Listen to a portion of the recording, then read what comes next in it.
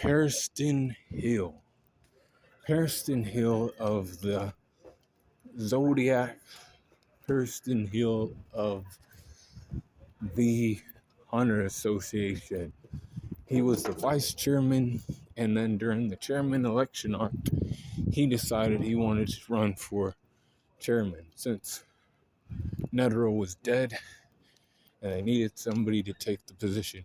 And, he's smart. He understands that he has the experience as vice chairman, so people shouldn't have any problem with him running the show or, running shit, right? This guy already has experience at that position, But then there's people who don't like Pariston because they understand he's the rat. And the rat, we know that the rat is smart and very strategic about things. But, in being that way, they don't always let you know what they're thinking. There could be some trust issues there, right? People don't trust him that much, right?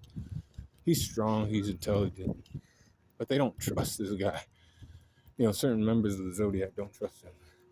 But then other people in the Hunter Association are voting for him because, hey, this guy, he has the experience and he is intelligence. He has some charm and all this other shit. So why not?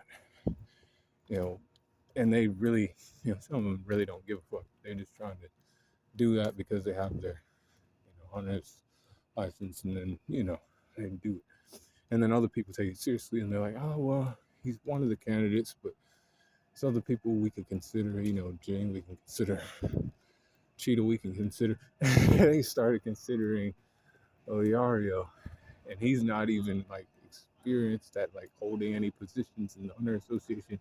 He's just a hunter, but he showed, he cared about his friend.